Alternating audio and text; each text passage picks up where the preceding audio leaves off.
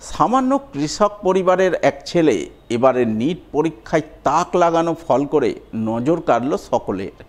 NEET উত্তীর্ণ সেই ছেলের নাম শেখ ইমতিয়াজ। বাড়ি মালদার মানিকচক ব্লকের চৌকি মির্দাতপুর অঞ্চলের রাজনগর এলাকায়। বাবার নাম শেখ আলিম, পেশায় কৃষক, মা সাধারণ গৃহবধূ। এই পরিবারের ছেলে শেখ ইমতিয়াজ ছোট থেকেই ডাক্তার হওয়ার স্বপ্ন দেখত।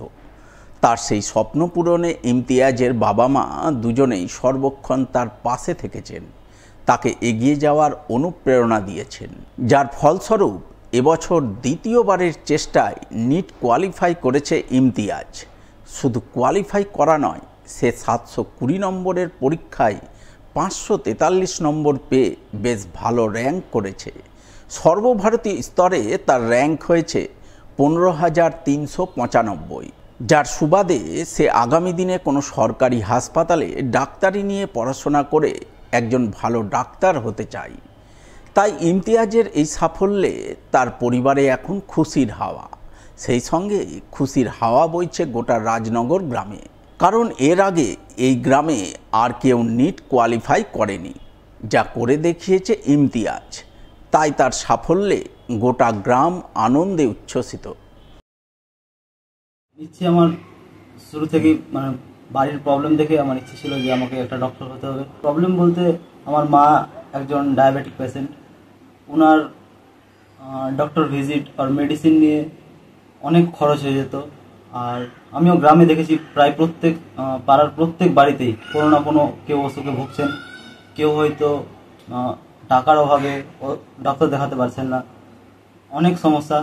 তখন থেকে আমার মনে হয়েছিল যে না, আমাকে একটা ভালো ডক্টর হতেই হবে, গ্রামের সেবা করতে হবে।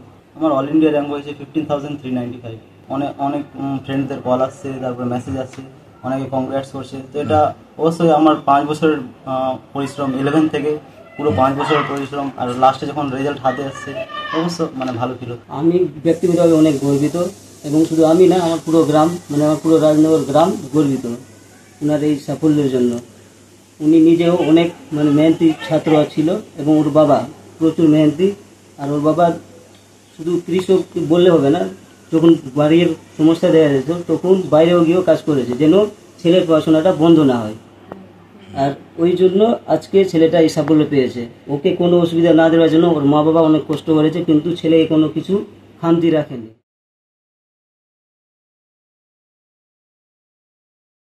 নিম্নচাপের প্রভাবে গত 3 দিনে মালদায় মোট বৃষ্টিপাত হয়েছে 51 মিলিমিটার। বৃষ্টিপাত বজায় থাকবে আরও 3 দিন।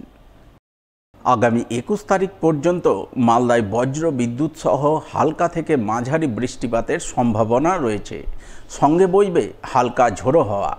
বৃষ্টি হলেই সাধারণ মানুষ গরম থেকে নিস্তার পাবেন, আর বৃষ্টি না হলেই বাতাসে অত্যধিক পরিমাণ আপেক্ষিক আর্দ্রতার কারণে ভ্যাপসা গরম অনুভূত হবে।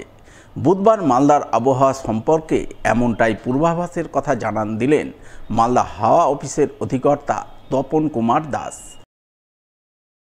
এই 3 দিনে মোট বৃষ্টি হয়েছে প্রায় 51 মিলিমিটার, 51 মিলিমিটার, এবং এটা আগামী আরও 3 দিন থাকার সম্ভাবনা আছে। আজ, কাল, পরশু, 21 তারিখ পর্যন্ত এই ওয়েদারটা পাবো। এই মুহূর্তে আমাদের সাউথ ওয়েস্ট বাংলাদেশ আর আমাদের গ্যাঞ্জেটিক ওয়েস্ট বেঙ্গল, কলকাতার দিকটায় গ্যাঞ্জেটিক ওয়েস্ট বেঙ্গলের উপর একটা লো প্রেশার এরিয়া আছে, এবং এটা আজকে বিকেলবেলা দিকে আমাদের গ্যাঞ্জেটিক ওয়েস্ট বেঙ্গলের উপর অবস্থান করবে।